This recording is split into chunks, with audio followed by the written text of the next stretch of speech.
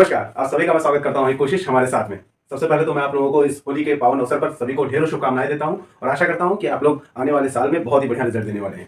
चलिए अब आते हैं मुद्दे की बात पर। मुद्दे की बात यह है कि इस होली में मेरी तरफ से आप लोगों को गिफ्ट दिया है हाई स्कूल के बच्चों के लिए जितने भी इंपॉर्टेंट चैप्टर्स हैं, चाहे वो आईसीएसई के हो चाहे सीबीएसई के हो, मैं उनके वीडियो आप लोगों को रेगुलर बेसिस पर प्रोवाइड करूंगा। बस आपका काम है कि चैनल को सब्सक्राइब करना है और वीडियोस को देखना है क्विक वे में, ताकि आपकी तैयारी अच्छी तरीके से हो सके। तो चलिए स्टार्ट करते हैं। सबसे पहला टॉपिक जो है आईसीएसई बोर्ड में आता है जीएसटी का। तो देखते हैं आखिर जीएसटी होती क्या है। Goods and service tax. अब गुड्स एंड सर्विस टैक्स है क्या? सिंपल वर्ड्स में समझते हैं। जब आप किसी रेस्टोरेंट में जाते हैं और वहां पर जब आप कोई सर्विस अवेल करते हैं, फॉर एग्जांपल आपने कॉफी वहां पे ली, तो वहां पे जो कॉफी है एक तरीके से गुड्स में आ गई वो, और जो सर्विस आपको वहां प्रोवाइड की जा रही है, इन सब चीजों के लिए आपको एक टैक्स गवर्नमेंट को देना होता है, जिसे कहते हैं जीएसटी।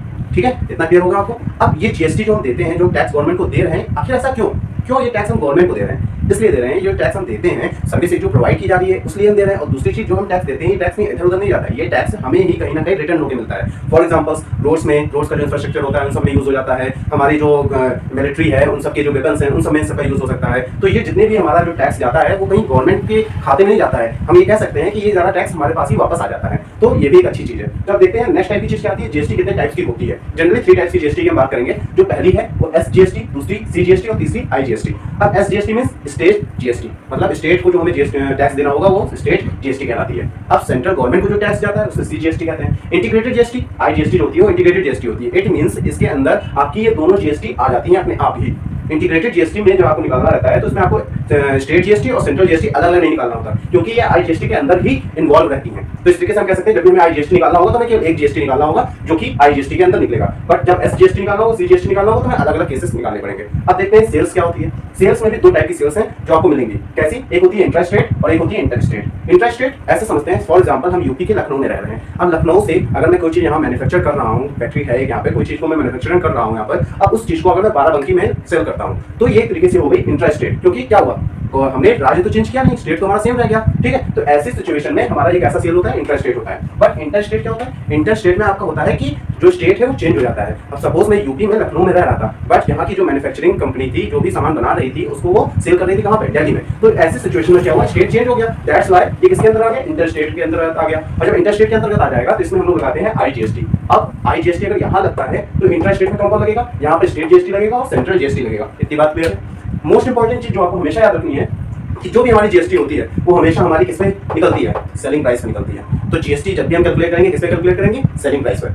अभी के लिए इतने कॉन्सेप्ट्स बहुत हैं, क्योंकि जो क्वेश्चन मैं समझाने जा रहा हूँ इन्हीं कॉन्सेप्ट्स हैं। अब जब नेक्स्ट इससे अलग कुछ कॉन्सेप्ट्स आएंगे और इससे रिलेटेड क्वेश्चंस आएंगे तो मैं नेक्स्ट वीडियो में अपलोड करूंगा। तो चलिए देखते हैं इन कॉन्सेप्ट से रिलेटेड हमारे पास पहला क्वेश्चन क्या है। हमारी एक्सरसाइज का फर्स्ट क्वेश्चन है ये। An article is marked at ₹15,000, a dealer sells it to the consumer at 10% profit. If the rate of GST is 12%, find first part में क्या निकालना है? Selling price excluding GST of the article. Second part में निकालना है the amount of tax under GST paid by the consumer, and the third part में निकालना है total amount paid by the consumer. तो ऐसी सिचुएशन में आपको क्या करना होगा? आपको सबसे पहले देखना क्या क्या दे रखा है हमारे क्वेश्चन में। सबसे पहले हमने देखा मार्क प्राइस दे रखा है जो कि कितना? 15,000। मार्क प्राइस हमारे पास आ गया 15,000। अब dealer sells it to a consumer at 10% profit. अब जो भी वहां पे सेलिंग प्राइस आ रहा है वो कितने पर आ रहा है? 10% प्रॉफिट देके आ रहा है उस पे। तो क्या करना होगा? सेलिंग प्राइस निकालेंगे हम यहाँ पे। तो वो कैसे निकलेगा? Mark price plus 10% on mark price. तो मार्क प्राइस हमारे पास कितना था? 15,000 था, प्लस 10/100 मल्टीप्लाई बाय 15,000। अब इसको मैं सॉल्व करता हूँ तो ये 0 0 कैंसिल हो, ये हो गया 15,000 प्लस इसको सॉल्व करेंगे कितना हो जाएगा?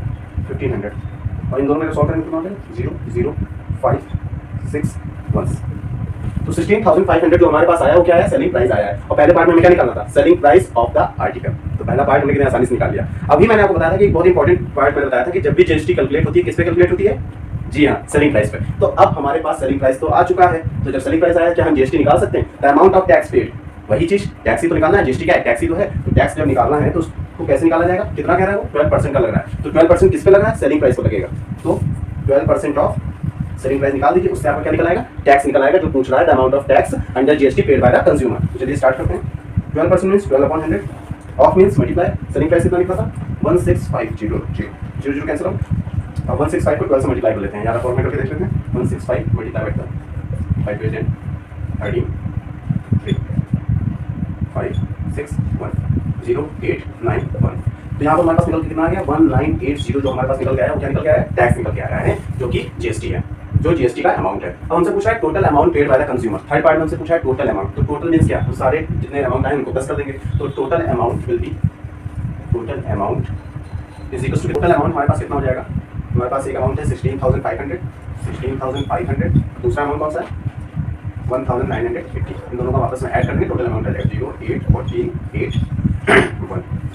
तो यहाँ से निकल के आया है 18,480, जो कि हमारा टोटल अमाउंट होगा जो कि कंज्यूमर को देना होगा। तो मैं आशा करता हूँ ये क्वेश्चन अब आपको अच्छी तरीके से समझ में आ गया होगा। इस क्वेश्चन में हमने क्या फाइंड किया, सबसे पहले हमने सेलिंग प्राइस फाइंड किया, उसके बाद में हमने उसका टैक्स का प्राइस निकाला, कितना टैक्स लग रहा था, उसके बाद में हमने टोटल अमाउंट निकाला। ठीक है, अब आते हैं नेक्स्ट टाइप के क्वेश्चन पर। तो जो नेक्स्ट टाइप का क्वेश्चन आता है बहुत ही अच्छा क्वेश्चन है। A shopkeeper buys goods worth ₹4,000 and sells these at a profit of 20% to a consumer in the same state. सबसे ज्यादा इंपॉर्टेंट चीज बेटा यही है, in the same state. If GST is charged at 5%, fine. First part में क्या निकालना है, the selling price excluding tax of the goods, ये तो फर्स्ट पार्ट है। सेकंड पार्ट में CGST, मैंने बताया था ना, सेंट्रल गवर्नमेंट को जो देना होता है उसे किसकी बात कर रहा है, स्टेट जीएसटी की बात कर रहा है। फिर टोटल अमाउंट, टोटल में क्या है, सब उठा के प्लस करना होगा, तो क्लियर है। अब स्टेट भी निकालना है, सेंट्रल भी निकालना है और सेलिंग प्राइस भी निकालना है, यही चीज इंपॉर्टेंट है। इसको ढंग से देख लीजिए। इसके बाद में सिमिलर एक क्वेश्चन मैं आपके लिए डालूंगा होमवर्क के लिए, आपको कमेंट बॉक्स में जाना होगा, उसका आंसर टाइप करना होगा। तो चलिए देखते हैं इस क्वेश्चन को कैसे चुटकियों में सॉल्व किया जा सकता है। बहुत ही अच्छा क्वेश्चन था। इसमें करना क्या है, the selling price of goods, तो शॉपकीपर बायज द, तो बायज है कॉस्ट प्राइस दे रखा है जो कि कितना ₹4,000। अब कॉस्ट प्राइस है तो क्या यहाँ से हम सेलिंग प्राइस निकाल सकते हैं, हाँ निकाल सकते हैं। कैसे, selling price is equal to 4,000 plus profit कितने का हो रहा है 20% है, 20% प्रॉफिट किस पे हो रहा है 4,000 पे, और 4,000 यहाँ से निकाल देते हैं इसको। तो ये 4,000 प्लस 20/100 मल्टीप्लाई बाय 4,000 हो जाएगा। ये जीरो कैंसिल आउट, 4,000 प्लस इसको सॉल्व करने कितना हो जाएगा 4 टू जाएगा 800, और जब पूरा सॉल्व करने कितना हो जाएगा ₹4,800।